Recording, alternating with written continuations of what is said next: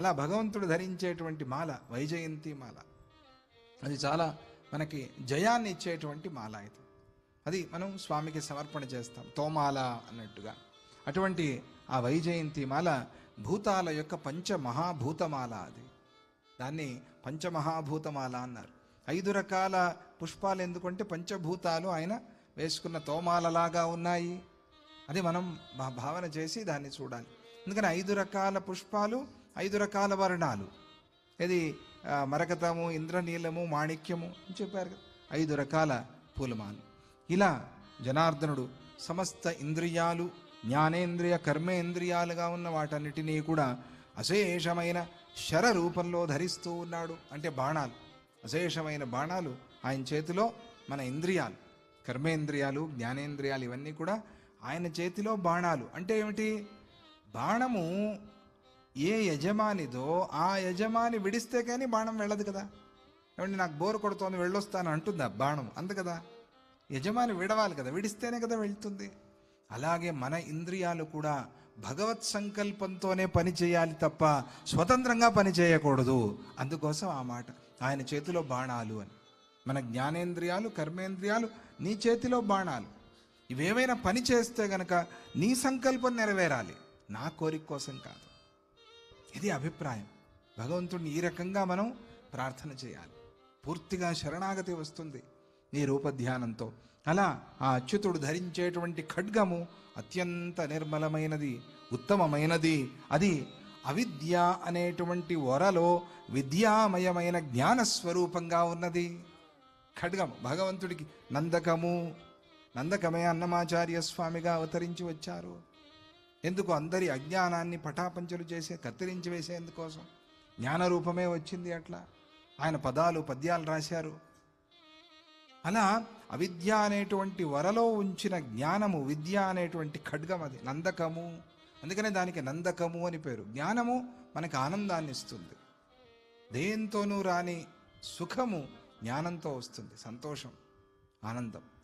అటువంటి ఆ అవిద్య అనే వరలో పెట్టినటువంటి ఆ ఖడ్గము, అదే విద్య, అదే జ్ఞానము, మైత్రేయ. ఇలా పురుషుడు ప్రధానము, బుద్ధి, అహంకారము, భూతాలు, మనస్సు, సమస్తేంద్రియాలు, అవిద్య, విద్య అనే ఇవన్నీ కూడా హృషికేశుడినే ఆశ్రయించి ఉన్నాయి. ఇవన్నీ ఆయనలోనే. ఇంకేముంది జగత్తు చెప్పండి? ఇలా ఆయన రూపాన్ని మనం దర్శనం చేసుకోవాలి.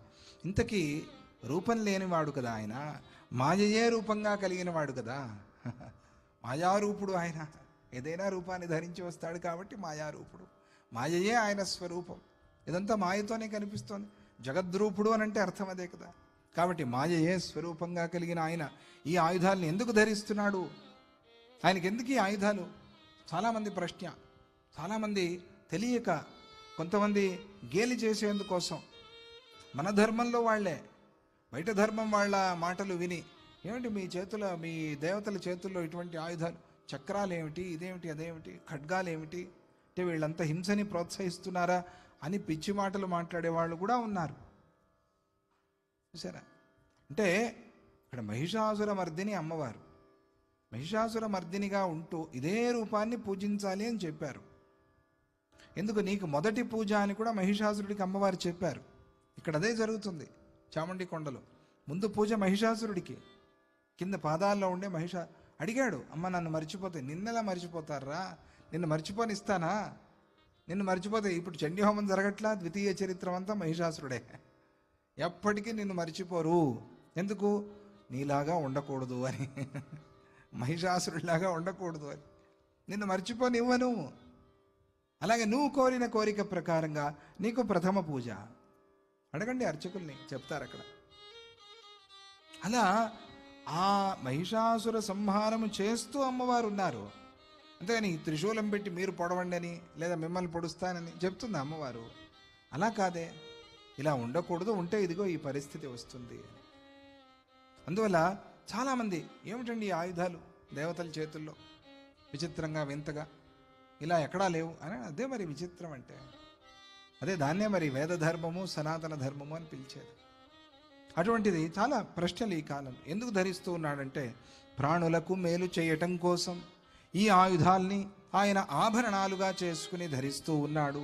ఈ విధంగా ఆ పద్మాక్షుడు సవికారమైన ప్రధానాన్ని, పురుషుణ్ణి, అశేషమైన జగత్తును ధరిస్తూ ఉన్నాడు.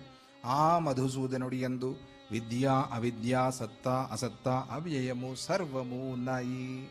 అన్నీ ఆయనలోనే ఉన్నాయి. ఆయన కాందేమీ లేదు. ఒక్క తెలుగు పద్యం చెప్పుకుని మనం కన్నడకి వెళదాం. అయనర్తు పక్షమాసాబ్ద కళాక్షణ కాష్ఠానిమేషాది కాలములను. కాలంలో ఎన్నెన్ని విభాగాలు ఉన్నాయండి. దక్షిణాయనం, ఉత్తరాయణం, ఈ కాలం, ఆ కాలం, ఇది నిమేషాలు, చిన్న చిన్న ముహూర్తాలు, పెద్ద ముహూర్తాలు, క్షణాలు, ఘటిక, ఇవన్నీ ఉన్నాయి కదా కాలంలో. ఇవన్నీ కాలములను. ఇక పంకజాత భవాండ భవ్య సప్తద్వీప బహుసరిత్సాగర పర్వతములు, మొత్తం అంతా ఈ భూమండలంలో ఉండే పర్వతాలు, సముద్రాలు, ఇవన్నీ కూడా సుర గరుడోరగాసుర యక్ష గంధర్వ నరముని ఋక్ష కిన్నర చయంబు, అందరూ మొత్తం దేవతల నుంచి ప్రారంభించి పశు పక్ష్యాదుల వరకు సమస్తము. ఇక అధ్యాత్మ విద్యా మహాధ్వర జప తపో మంత్రార్థ గురుదేవ మంత్రములను. ఇవన్నీ అధ్యాత్మ విద్య, నువ్వు చేసే జపము, తపస్సు, యోగము, ఇవన్నీ కూడా భగవంతుల్లోనే. మహితభూత వ్రజంబు తన్మాత్రలింద్రియాదిగానాది గుణమయ భేదములు నభేదములు బుద్ధి కర్మేంద్రియ